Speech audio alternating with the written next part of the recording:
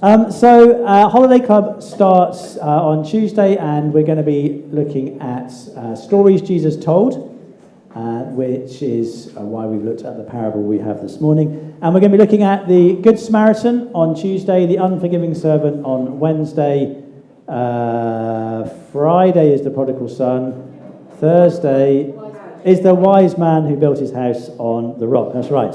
A parable, as we've seen on the video, is a story, but I always like to tell, particularly when I'm doing an assembly on parables, a parable is a story with a point. And Jesus tells these stories because he has a point he wants to make. And sometimes like in the parable that we read today, Jesus tells the disciples what the point of the story was, but many times when we read the parables in the Gospels, Jesus doesn't. He doesn't say what the point is. The idea is that we're supposed to go away and we're supposed to think about it, we're supposed to pray about it, we're supposed to reflect on it, meditate on it, mull it over, and see what is God telling me through this particular story. That's the way it's supposed to work. That's why Jesus uses stories. So in the story that we looked at today from Mark chapter 4, the parable of the sower, or sometimes it's referred to as the parable of the four soils. Some of the seed falls on the path and it gets eaten by birds. Some falls on rocky ground and is unable to put down deep roots. So as soon as the sun comes up, the plants wither. Some is amongst thorns, and so although it starts to grow, it gets choked by the thorns. And then some of the seed lands on good soil and produces a harvest. And so what happens to the seed depends on the kind of soil that it lands in. A little bit after this story in Mark chapter 4, Jesus is going to send his disciples out to tell people about the good news of Jesus.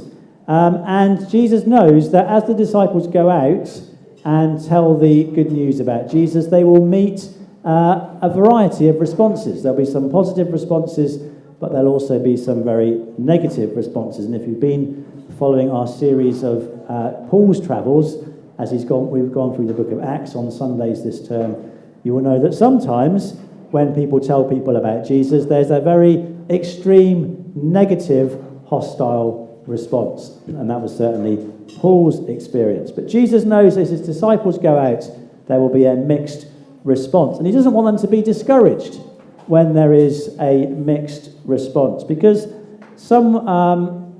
the temptation can be that if we're telling somebody about Jesus and they don't respond, we can think, well, I'm not doing it properly. Whatever the problem is, it's with me and the way that I'm telling people my story and the way I'm telling people about Jesus.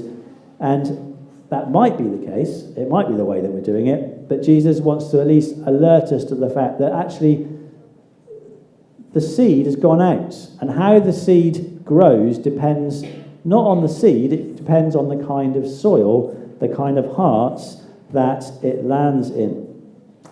Now, obviously with parables being stories, as we reflect on them, we can maybe push them too far, we can pull them apart a bit too much, and so we need a little bit of wisdom. But one of the questions you might have as you read this parable is, well, could the farmer have done anything to improve the quality of the soil? And we will know from our experience of living in a farming community that there are things that farmers can do to produce the quality of the soil. If you, for example, regularly use the footpath that goes between St Mary's and the golf course, that goes through the middle of a field, you will know that one of the ways that the farmer tries to improve the yield from that field is by every single year ploughing over the footpath, which then makes it an absolute nightmare to walk on, and particularly when it's raining. The farmer shouldn't do that. It's a footpath that should be left as a footpath. But anyway, I'm not going to go there. Maybe that's one for the parish council to take up. But maybe there are things that the farmer could be doing to improve the quality of the soil. So are there things that we could be doing to improve the quality of the soil into which the seed gets sown? Well, most importantly, I think we can pray. This is why prayer is so important, because we plant the seed into people's hearts, and how those hearts respond depends so much that it's out of our control. It's in God's hands, and so we pray. There's quite recently we had one of our verses for the week was that Paul saying, I planted the seed, Apollos watered it, but God has been making it grow.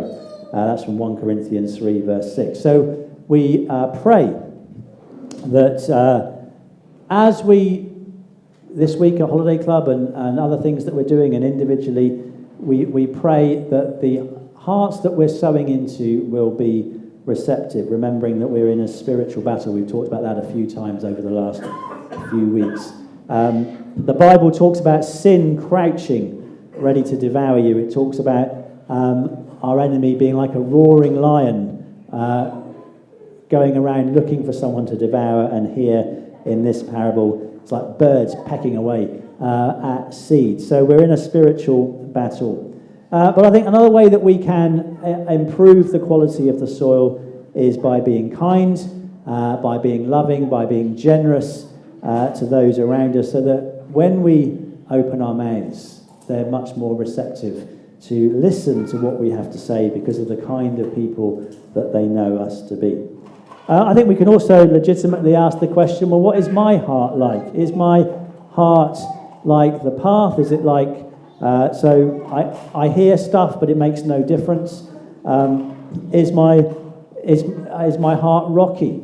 So I've not done anything to promote deep roots. The roots I have are very shallow, so that when troubles come along, I walk away. The question was asked with the thorns about trusting God. Do I trust God when there are hardships and difficulties? Or do those things swamp out all that God is trying to do? Or is my heart good soil, so that when I hear the things of God, it produces fruit? And then we need to ask the question, well, what does that look like? Next term, spoiler alert, next term we're going to be looking at the book of Jeremiah. And I know that some of you are excited by that. Some of you have just thought, Jeremiah? Old Testament, long, old. Anyway, but one of the things we're going to learn from Jeremiah is asking the question, well, what does success look like? Jeremiah, in terms of doing what God said, was an extremely successful prophet. Very, very faithful. In terms of what we might think of as being a good response, looking from the outside, we might say he was very unsuccessful.